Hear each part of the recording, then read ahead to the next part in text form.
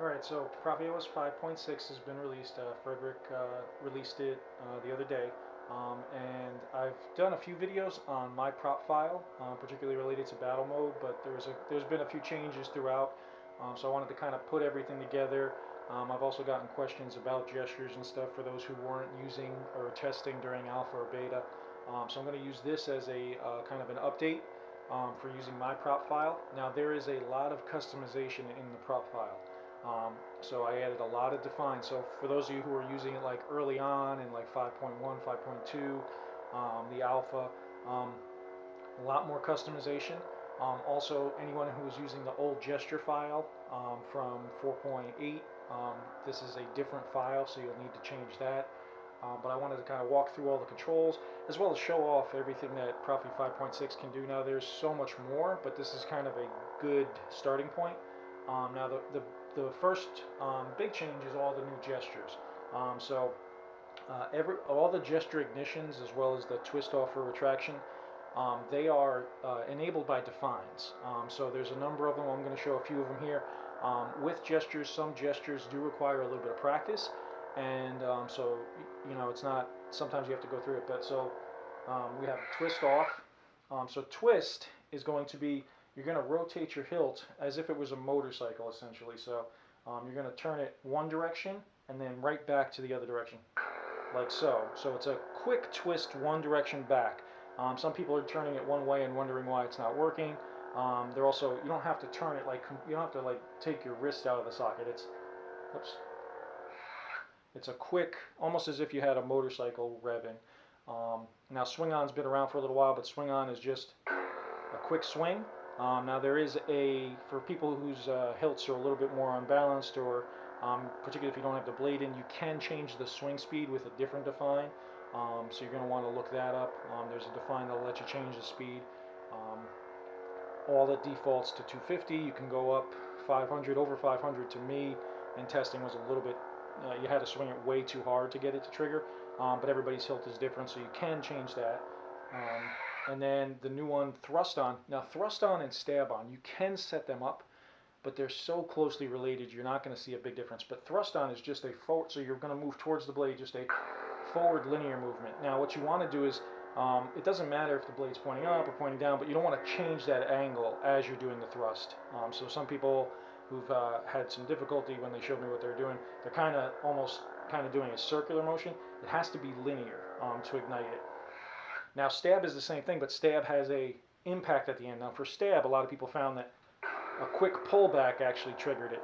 But again, if you do stab on and thrust on, because they're both linear movements, technically the thrust on is going to ignite before the stab action happens. So you can define both of them, or you can define either or, but the thrust on and stab on, they're very, very closely related to each other.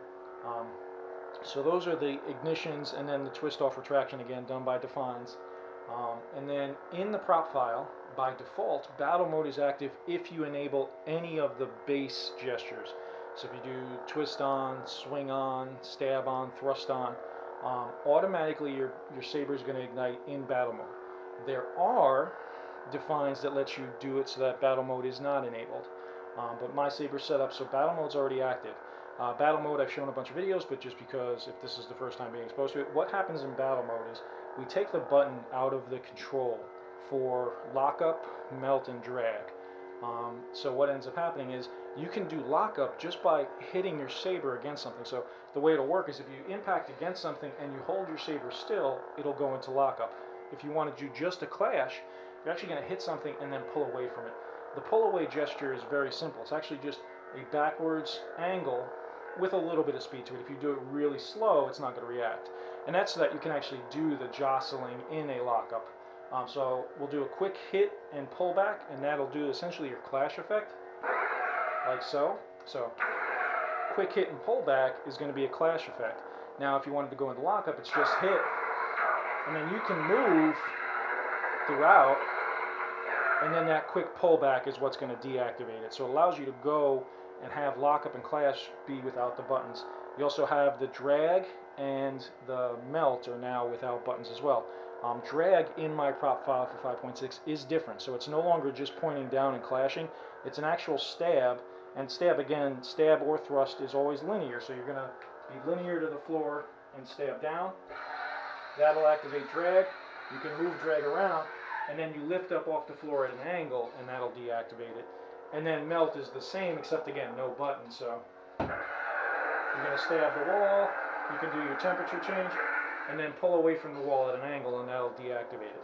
So that's all in battle mode. Now, there's also an option, again, with the define, you can deactivate your power button while in battle mode. Some sabers, your hand might hit that power button. If you want to be able to battle and move around without hitting it, you can use that. Originally, in the early file, it was automatic, but too many different sabers, too many different users, I moved that out. It's an option, so you do enable it with a define. So for now, mine's not there. Now, again, by default, if you ignite the blade with the power button, it's going to go into regular mode. So regular power button ignition by default, unless you change the defines, just goes into regular mode. So you're going to get your regular clashes. If you want to do lockup, you'll hold your aux button and clash, and then release your aux button. Same thing, drag now, if I'm in normal mode, is still going to be a downward stab. And the reason for that is you want to be able to clash down low. So the old drag would be if your blade was pointing down and you hit, you would get your drag effect. Now again, even in regular mode, drag is going to just be a downward stab, but you're going to hold aux this time. And then when you release aux, it deactivates. And then also, when in regular mode, if you hold aux and do a stab motion, you're going to get the melt. So the difference between normal mode and battle mode is just taking that aux button out of those effects. Now there's a lot of other controls. I've changed some of the controls, so I want to walk through all of them. Some of them are the same, some are different. So you do obviously have blast, just being clicking your aux button. Now in my library there's a new option, and it's called multi-blast. The idea of multi-blast, which I've shown in a few other videos, is instead of always having that same impact just appear at different points on the blade and have the same exact effect each time, I've set up using the new effect sequence for 5.6, where each blast is actually a little different. And the idea behind that is when you actually watch the films or even just in video games, etc., the blasts don't always do the same thing when they hit the blade. Sometimes you'll see the Jedi will block the blast and it'll shoot off in one direction. Sometimes they'll deflect it right back at whoever was firing. Other times it'll get absorbed on the blade. So in order to kind of represent that visually, and because we have the capability, each blast is actually going to do a different effect. So, and some of them are similar, but so you get, that's the ripple, that's going to be a dissipate one, that's going to be just a local impact, that one also had another dissipate, that one had a ripple, that one is local, so that each time you do blast, it actually can do it different. Now you have to choose that as an option in the library on the enhanced screen, so there'll be a multi-blast option. You can also just use the old blast if you want, but also while your saber's on, if you want to do multi-blast as a mode, which what that is instead of having to keep clicking that aux button, it actually lets you deflect with each movement of your blade. So to go into multi-blast mode, again with my profile, you're going to hold and release the aux button. So you're going to hold it for a second, release.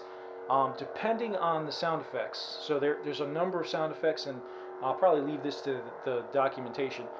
You can actually add a new sound for beginning and ending multi-blast if you want. If you don't, or if you don't have that sound in there, it's just going to use blast, but it's not going to appear on the blade. So we'll get, so that was a blast sound because I didn't have the begin blast sound on this font. But now I'm in multi-blast mode, and what happens is every time I swing, it's going to deflect the blade. So you get blast deflections with each movement, but because I have the multi-blast style in there, each one's also different. So you can get all your blasts. And then to get out of multi-blast mode, you can either just click aux, it'll do a blast, and you'll get out of it, or if you had any clash events, it would also get out of it, or if you turn your saber on or off, it'll go out of it. But multi-blast mode just lets you use your saber to block them instead of having to keep mash on that aux button.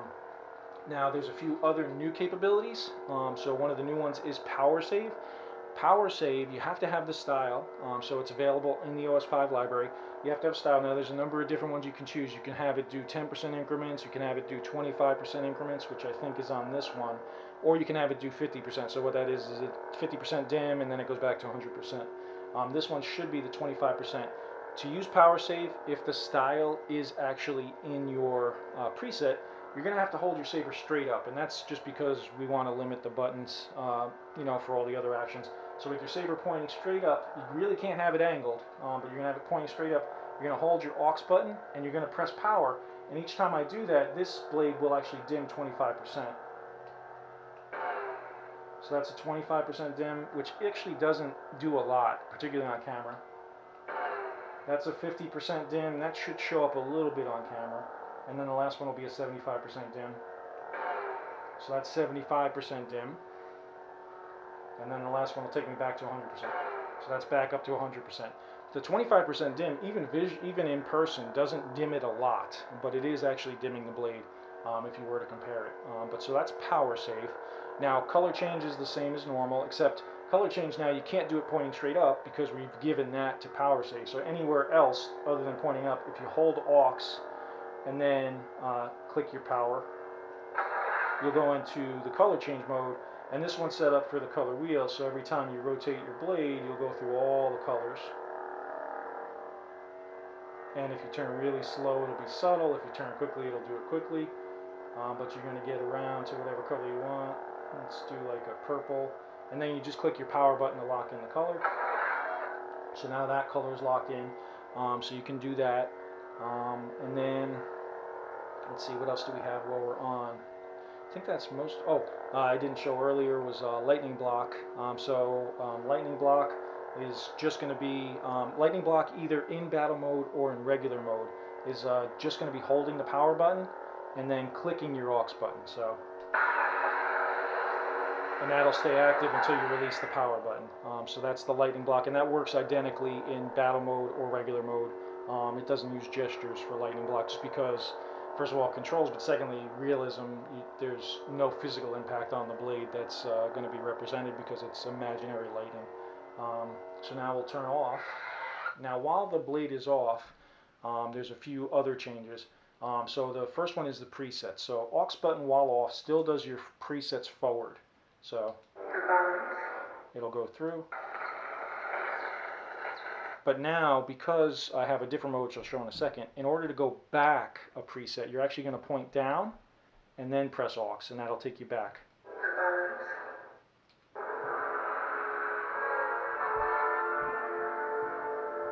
So for those of you who are used to either default or my old prop file, backwards preset is now pointing down and pressing aux. And that's because we now have the on-demand battery level, which now uses the other button setup. So again, this requires a style, and you can also assign a sound to it. But now when you hold aux and press power while your saber's off, we're actually going to get a battery level, and it'll look different because you can choose different styles. They are in the enhancement screen on the library. There's a couple now. I actually have others I have to build. But so you press aux, or you hold aux, press power. That gives you your battery level. Now this one's set up so it goes the height of the blade based on percentage of battery, so that's about 50% of the blade, and it was yellow. If it was a full battery, it would be almost at the tip and green. If it's a really low battery, it'll be almost at the hilt and red. But that's all dependent on the style. You can do different styles where it's just a dot. You can do styles where it just changes color. You can have it be, instead of color changing, you can have it be in blue, or you could technically do any color. But you have to have that style there. But now while off, if you hold aux and press power, it'll let you take a quick look at your battery level. Also, while the saber's off, you can use the volume menu. So this is SA22C's volume menu. To use the volume menu, you're just going to hold and release the aux button. Now this one gets some people. If you hold and release the aux button while it's off, you're in the volume menu. Pressing aux lowers the volume and you'll hear beeps.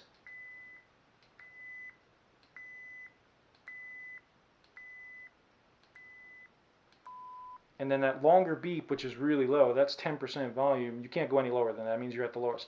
Now while in the volume menu, you stay in that volume menu, you can press the power button to increase the sound.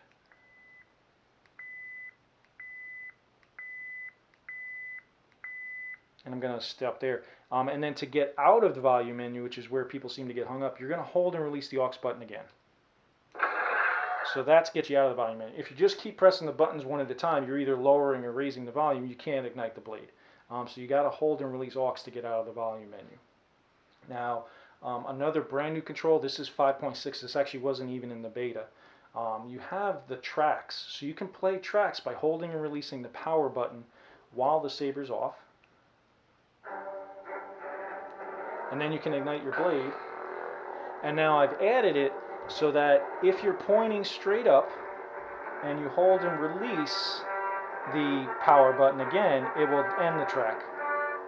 So, and you can also restart the track. Now, it has to be pointing straight up. If your blade's anywhere else and you hold and release power while ignited, you're going to get your force sound. But if I point straight up, I can get my track again. And this is brand new. This was in 5.6 right before release to live. And then again, hold and release. So you can now turn your track on or off while the blade's ignited with my prop file. And then, oh, I missed something. So one more gesture. I should have shown this earlier, but too many things to show. So I'm going to go into battle mode. I did a swing on to get in battle mode. This gesture is giving some people some trouble. It does take practice. I still mess it up a little bit. If you activate, and you have to use a define, if you use force push, and there's one that does it without battle mode, but this one is set up to be in battle mode. Force push, you're moving your saber in this direction, so you don't want to change. You can have it angled, but it's got to be basically moving in this direction so that it triggers. And it takes a little bit of practice. The easiest, it depends on the hilt, it depends on a few different things, but I find if I hold my saber, my blade pointing about 10 o'clock, and that's just this one, and you're going to move forward, oops, not doing it. There we go. You have to have a little bit of speed. If you go too slow, it doesn't do it. If you go too fast, you get a clash. All right, so it's practice, and it kind of, you have to get into that rhythm. It's not a big movement. It doesn't have to be hard, but you have to have a smooth forward. And I lowered the volume, but you should hear. I'm going to stop talking so you can hear it. But it's basically you're just pushing. Oops, that was too hard. Like that. What ends up happening, if you start too hard or you end too hard, you're going to get that clash. And because it's in, right now I'm in battle mode, it's going to go to lockup. So you have to practice that movement. And it's, you know, sometimes even just changing how you're holding the hilt. But you want to keep the hilt relatively stable and do that extension. And for me, it depends on the saber. One of my sabers I find works better in a different orientation, but I usually start with it pretty close to my body, and I just extend. And there we go. And you have to have a little bit of speed behind it. If you go too slow, you won't activate it. If you go too hard, you'll get the lockup. But there is a kind of a sweet spot. So this one, I'm calling it Jedi training, getting used to the Force, but you got to practice and again, there. You got to get used to that speed. There it is, going backwards. There it is. So I find if I take a break from doing it, my muscle memory loses it, and it does take some practice. So I'm sure over time we'll try to get it tuned in a little differently. But I already did a lot to get it to work like this and not false trigger, and that's because all the movement gets mixed in with other movements. If we made that too sensitive, you'd have that push sound all the time. So practice that one. I know I still get a little bit of trouble with it, particularly if I haven't done it. So there we go, a little bit of speed. It's got to have acceleration that's smooth. There, once I get it one, all of a sudden I remember it, and you're able to do it. So practice is how to do it. But it's one that definitely, that one requires practice the most to get it working. But those are the main controls, the main features. Oh no, this is why I should write notes. I'm sorry, I do have one more.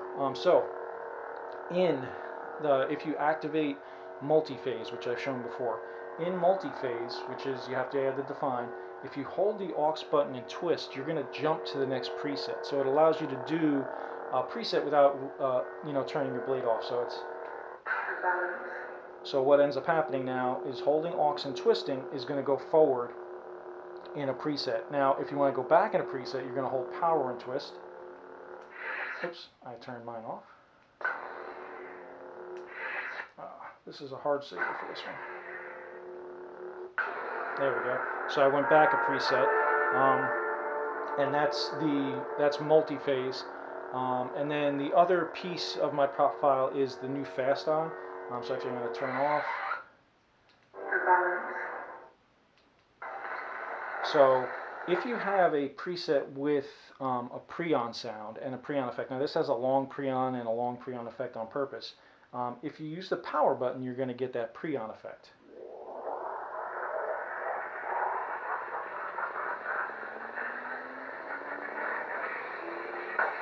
And that one was a long one on purpose. And then I'll turn my blade off. Now, if you have it set up with the gesture controls, you can actually use fast on, which ignores the pre-on. So fast on just ignites. And this lets you have those long pre-on effects, those different pre-on sounds, but you can still bypass them at any time. By default, all the gesture ignitions use fast on, so all the gesture ignitions will ignore the pre-on.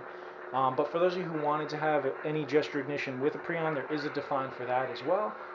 What that would do is obviously it just uses the regular ignition, which then would use your pre-on sound and your pre-on effect.